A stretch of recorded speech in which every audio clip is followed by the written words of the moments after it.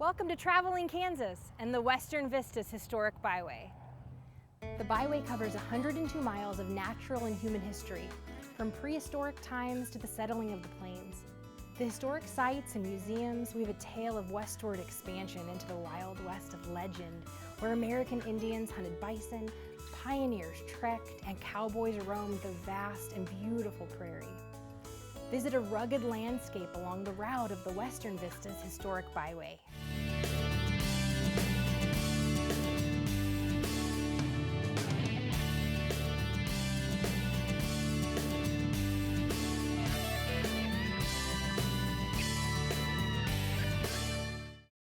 Western Vistas Historic Byway is underwritten by Oakley Tourism, Wallace County Visitors Bureau, and Scott City Travel and Tourism. More information is available at westernvistashistoricbyway.com.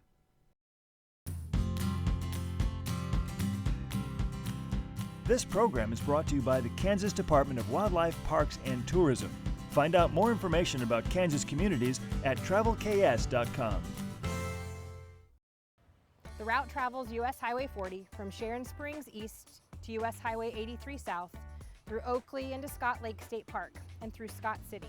You can start your tour from the south, the west, or right in the middle here in Oakley. We can provide you with brochures, site information, and even a map to help guide you along your trip.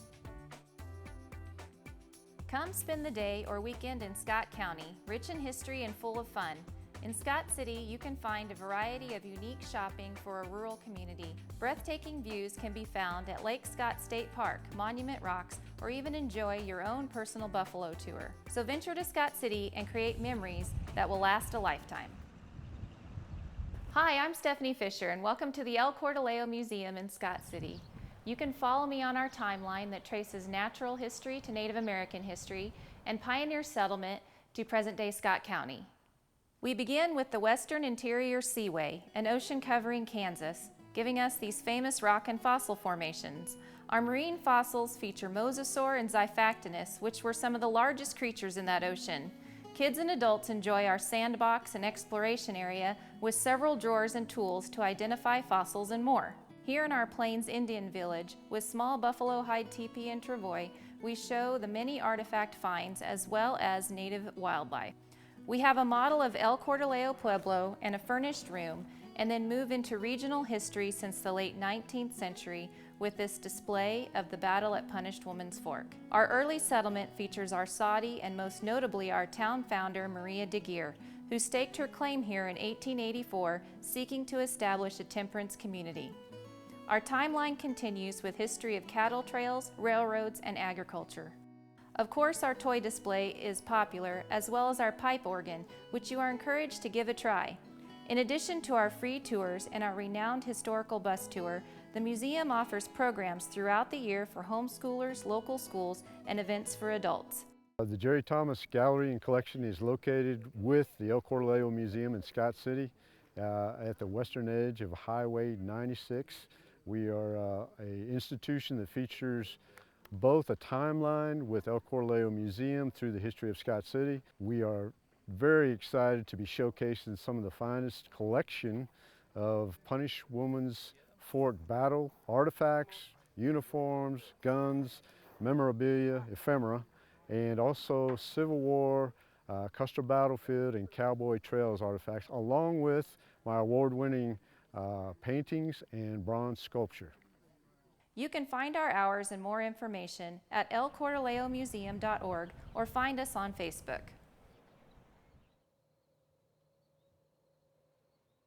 My name is Phil Gould. I'm the park ranger here at Historic Lake Scott State Park. So we're located about 15 miles north of Scott City, and one thing that makes this park so unique is when people are driving out here, they're driving across flat terrain, and then they drop down and see this bowl and this amazing view of all these rocky bluffs, and it's just not what they're expecting. It's always a big surprise to visitors when they come out here. We've got about 100 primitive campsites and 57 utility sites. If you want to reserve a site, whether that's a utility site or a primitive tent site, you got to do that pretty far in advance. The utility sites are just about full all year long. Yeah, we've got 2 cabins. They both sleep about 6 people. and that's another very popular amenity of this park. And that's something that, you know, if you call and want it for next weekend, you're probably going to be out of luck. They're typically booked every weekend all summer, a month or two out in advance. So the Steel Home is one of those reasons this park got renamed Historic Lake Scott. And the Steel Home was the home of some homesteaders that eventually sold this land to the state of Kansas. And it was their vision of one day for this place to be turned into a state park or a recreation area. And so the Steel Home just recently went a renovation. Definitely one unique feature of this lake is that we are spring fed. And being out in western Kansas, you wouldn't think that you'd have a lake that's consistently full like this because of the amount of rainfall, but because we're spring fed, we're almost always full. If you want to look at more information on the park, you can go to kansasoutdoors.com and just click on the Parks tab and look for Lake Scott under there. So Little Jerusalem has been approved in the legislature to become a new state park in Kansas. It's just north about 15 minutes from here, and it is still in the process of getting the infrastructure developed, the parking lot and the trails and that sort of thing, but it is in the process of being opened, and we're really excited to be able to open that up for the public. We've had a lot of people inquiring about Little Jerusalem, a lot of people that are excited to go out there, and right now it is still a work in progress, and we'll definitely keep people updated as we have a better estimation of when the opening window will be. Welcome, my name is Denny Segrist. I'm manager at the El Cordillo Museum in Scott City. We're at the ancient Pueblo site that was here in the 1600s. The Pueblo is the most northeastern Pueblo built in the United States and the only one discovered in Kansas. It was called El Cordillo, which means home far away. The Taos had built the Pueblo in the late 1500s and 1600s. They came out of northern New Mexico and they came here to escape the Spanish slavery that was going on. So they came here and built the Pueblo and lived here for about 20 years. Another Pueblo group known as the Piccaries revolted against the Spanish in 1690 and wiped out all the settlements. So then they left to escape retribution, and they came up and lived here in the Pueblo for about 3 years. There's also one other interesting fact about the Pueblo, that it could have been the first white settlement in Kansas. That French traders operated a trading post out of here in the middle 1700s. By 1727, it was abandoned and was never used again until it was excavated the first time in 1898. And the homesteader here, Herb Steele, who homesteaded this area, discovered that there was something unusual about this site. And so he got word to those archaeologists somehow up there, and they came down and looked at this site, and they done a little bit of hand excavation and finally discovered that there was something here. And he actually homesteaded this area, and this was part of his farm ground. So he come over and done a little scratching around on his own and discovered some pottery shards and different artifacts like that. So that's when he thought that there was something significant here, when he got word to the archaeologist up north of here. Punish Woman's Fork, the recognition of this place has been very strong.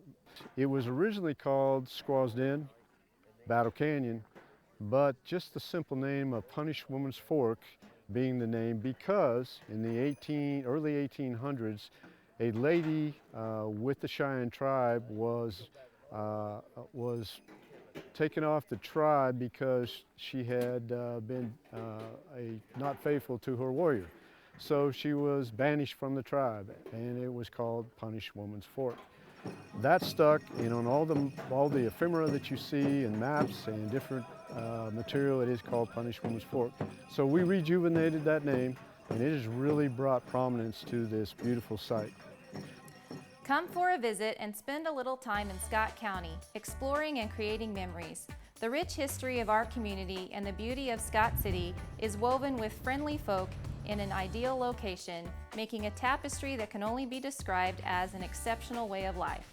Scott City is a town full of comfortable charm that offers a rural, peaceful quality of life, not simply for those who live here, but just as importantly for those who visit or travel through Scott City. I'm Richard Duff with Duff's Buffalo Ranch. We are located about 20 miles north of Scott City on the Bend Ranch, and we run bison here on around 36 to 3,700 acres of native rangeland. We have approximately 160 head of cows, and their calves and then the herd bulls, so we have around 320 head out on the range right now. It seems like the thing that I really enjoy the most is having people come from all over the country. Even other countries people have come, and a lot of people have an image of western Kansas that it's flat, plain, boring, and virtually everyone that comes here is really pleasantly surprised and excited. They really enjoy the time that they have. And you know, this isn't a massive ranch, but it's a large enough tract, and we're kind of in an area here where there's kind of a valley, a saddle. So where we're down in, even though the highway's just up above us, you can't really see it. And there's a large enough group of animals you can kind of look out, and you don't see a lot of development. You can kind of get a feel for what it may have been like in the old days when there were vast numbers of bison, you know, roaming across the prairie. The best way to reach us to set up a tour is, probably calling is the best. My phone number is 620-874-5120, or my wife's is 620-874-2117.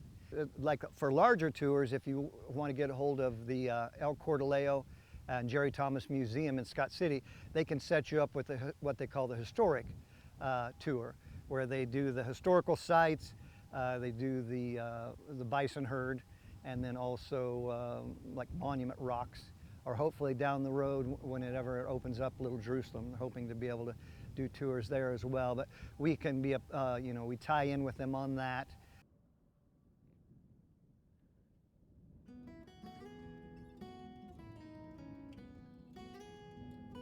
You'll want to stop at the kiosk just south of Keystone Gallery.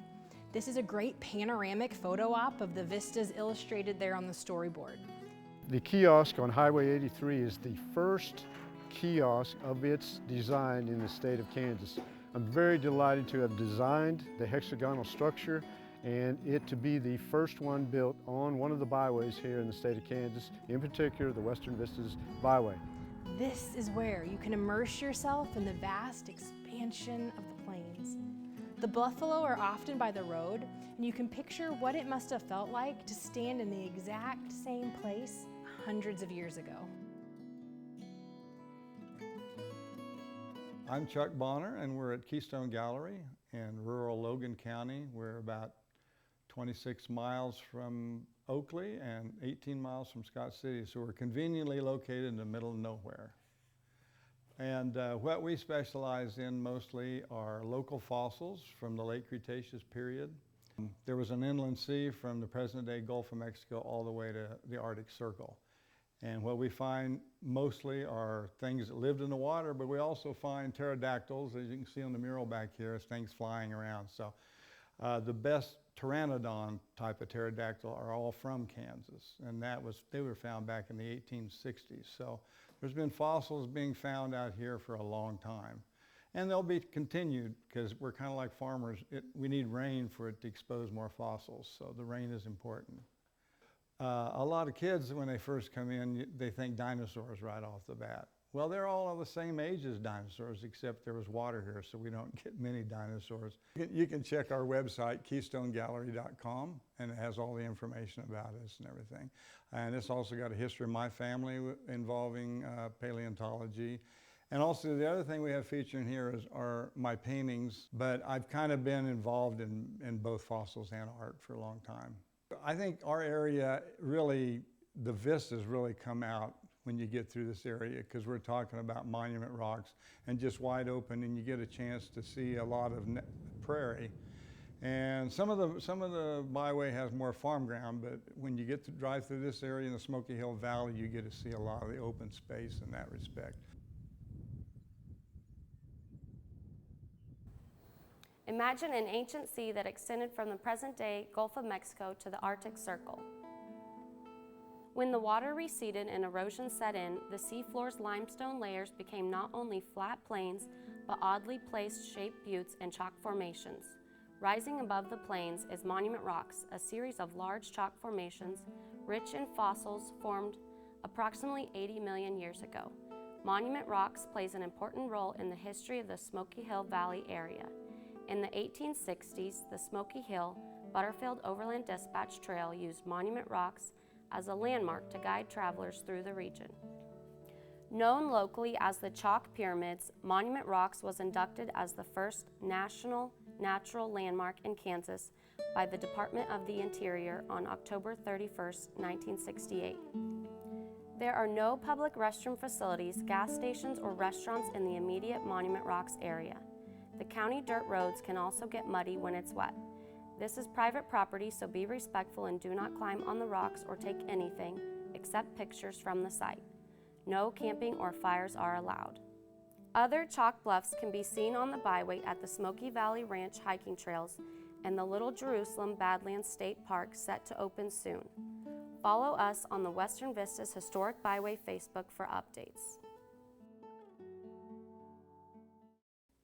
The Buffalo Bill Cultural Center is a community partner travel center for the state of Kansas.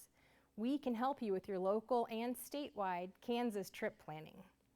Stop in to relax and enjoy a cup of coffee, browse the gift shop for souvenirs and gifts featuring many Kansas-made products. Visitors are always impressed by the Kansas State Mural by Kansan Dennis Scheel. Filled with our state's attractions, history, and culture, it inspires many to get off the highway and explore our state. There are also interactive displays for kids of all ages. Put together the sculpture puzzle, identify parts of the corn plant, or match the tracks and scat to their Kansas Plains animal. The center is open Monday through Friday 9 to 5 and Saturday 11 to 5. But the sculpture and storyboard are open 24 hours a day for your viewing pleasure. Be sure to visit buffalobilloakley.org or visit oakleyks.com for more information. The Cultural Center has a multi-purpose event center with 3,200 square feet of meeting space that can accommodate meetings for just a few people to parties and events for 250 or more.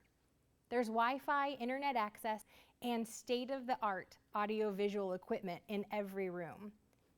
In 1868, William F. Cody, Buffalo Bill, earned his living as a contract buffalo hunter, feeding the crews, laying the first railroad tracks across Kansas for the Kansas Pacific Railroad. At the same time, William Comstock, who was also called Buffalo Bill by the soldiers at Fort Wallace, made his living providing buffalo meat to feed the soldiers at the fort. As recounted by Buffalo Bill himself in his autobiography, a contest was staged just 10 miles west of Oakley to determine who earned the name of Buffalo Bill. In an 8-hour contest, Bill Cody won the contest with 69 buffalo to Comstock's 46. On that day in the spring of 1868, the legend of Buffalo Bill Cody was born. By the turn of the 20th century, Buffalo Bill Cody had become one of the most famous people in the United States and even the world, and he shaped the world's image of the West with his Wild West show. The Wild West Historical Foundation is a nonprofit 501c3 corporation and was established to create and promote a Wild West experience. Sculptors Charlie and Pat Norton of Leota, Kansas were selected to create a bronze sculpture. Buffalo Bill is mounted on his favorite buffalo running horse, Brigham, and in hot pursuit of a buffalo. The sculpture weighs 9,000 pounds and stands 16 feet high. The sculpture was voted as one of Kansas' 8 wonders of Kansas art. My name is Jody Reed, and I'm the director here at the Fick Fossil and History Museum in Oakley, Kansas. This is Vi and Ernest Fick's personal collection, and they lived about 15 to 20 miles from the Monument Rocks, and they would fossil hunt a couple days a week, and in their lifetime found over 11,000 different shark's teeth, and then Mrs. Fick has done the artwork throughout the museum with different bits and pieces of fossils that she found. They started out in our Chamber of Commerce office downtown with some of their pictures, and they talked to the city and said, you know, we have a great collection. If you build a museum, we'll donate our collection. And we opened the doors in 1975. And we have some fossils that were donated by the Sternbergs, who fossil hunted here in the, I believe, 20s and 30s. So we have some really neat artifacts that they've given us. We also have a 15-foot fish that they found down at the Monument Rocks, which is all intact, and it's an amazing exhibit. Then we also have a replica of our depot. We have a sod house that was built in 1975 by the FFA chapter. We have a general store with men's, women's, and children's items that they could have purchased back then. We also have a military display and a replica of our Prather's Creamery that was here once upon a time. We are a free museum, but we certainly do accept donations. Our hours are Monday through Friday, 9 to 5, and then Saturday, 9 to 3, and that's from Memorial Day to Labor Day. And then after Labor Day, we're closed during the noon hour. So we're open 9 to noon, 1 to 5, Monday through Friday, and then 9 to 3 on Saturdays. We have our own Facebook page, the Fick Fossil Museum, and then there's also 2 websites you can visit, discoveroakley.com or visit oakleyks.com. That'll get you as much information about Oakley as you need to know. In 1865, the Smoky Hill Trail was the most direct route from Atchison to Denver and was considered the most dangerous for crossing the plains. The Butterfield Trail Museum in Russell Springs sits directly on the trail. It's also known as the Butterfield Overland Dispatch Route, and the limestone BOD posts outside the museum is one of many waymarkers along the trail. Showcasing the history of the Smoky Hill Trail, the museum offers local and railroad history, fossils of the area, and settlement exhibits. Russell Springs was the county seat from 1887 until an election in 1963 that designated Oakley as the county seat. The museum was the county courthouse and is considered an emblem of the last of Kansas' famed courthouse wars, and still has the scars where the vault doors were forcefully removed during the relocation of county records from Russell Springs to Oakley. The museum was dedicated in 1965 and is listed on the National Register of Historic Places. Hello, I'm Jane Humphrey Pierce, and I'd like to welcome you to Wallace County, here on the western leg of the Western Vistas Byway along scenic Highway 40. As you motor along I-40, you are tracing the path of an ancient hunting trail, which became for the white man the most direct route from Leavenworth to the gold fields of Denver. The Smoky Hill Trail was named for the river that spans its length to western Kansas. David Butterfield built a stagecoach line along this trail, and the building of the railroad paralleled the route as well. I-40, the Victory Highway, is the modern traveler's road as they explore this history-filled area. I-40 will bring you to the western boomtown of Wallace, Kansas, where the Fort Wallace Museum enjoys sharing the rich history of western Kansas in an immersive and visual way. The magnificent life-size bronze of William Comstock by Kansas artist Jerry Thomas stands guard at the museum entrance, setting the stage for what will be revealed inside. The magnificent barbed wire buffalo bull by folk artist Ernie Poe also reflects on the former King of the Plains. Welcome, folks. I'm Deb Goodrich, the Garvey historian in residence here at the Fort Wallace Museum. Welcome to the Milford Becker edition. And this is actually my favorite part of the museum right here. The fort, of course, is the piece of history that I love most. And when I saw this recreation of the adjutant's office from 1867, I absolutely cried. Some of the items that we have in the museum are pictured in the photograph taken the day of the battle here at Fort Wallace, June 26, 1867. So this is really special to me.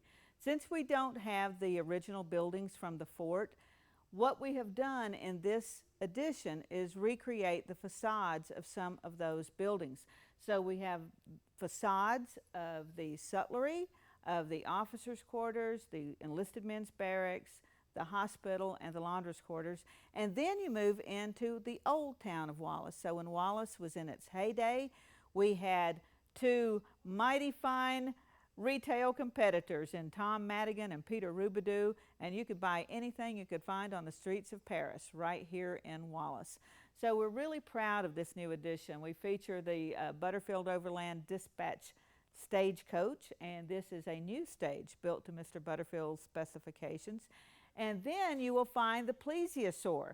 So this is a casting of the beast that our scout William Comstock and the post surgeon Theophilus Turner discovered in 1867 and shipped to Philadelphia.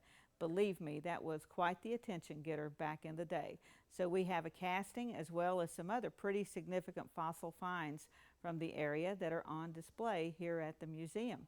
Another new exhibit is the Ray Pump Organ Collection. More than 53 pump organs. It's a magnificent collection. We're so proud to have that moved from Sharon Springs into our museum here. We have several buildings that comprise the Fort Wallace Museum complex. So we have the Bethany Lutheran Church that was moved from Weskin to this location.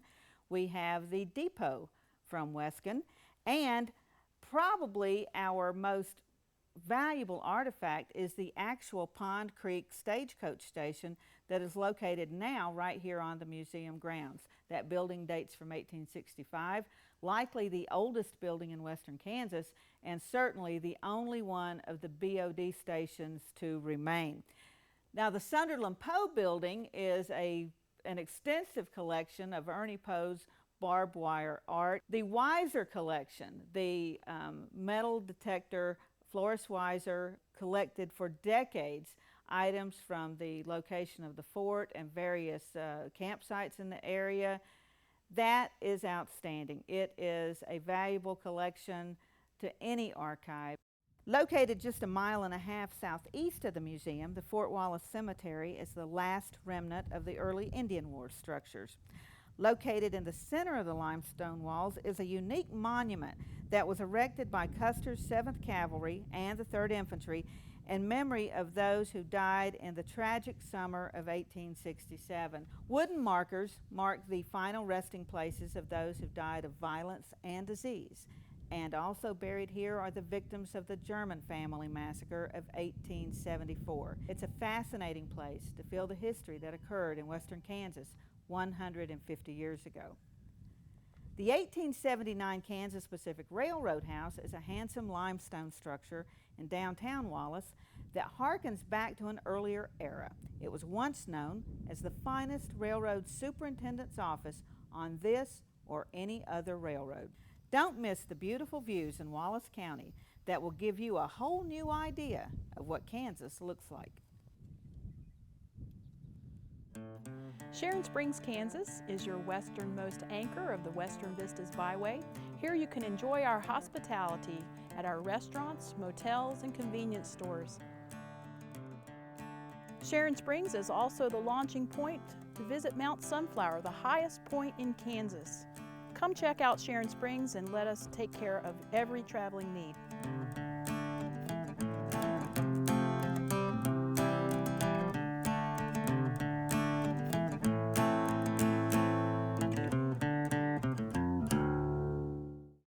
Western Vistas Historic Byway is underwritten by Oakley Tourism, Wallace County Visitors Bureau, and Scott City Travel and Tourism. More information is available at westernvistashistoricbyway.com.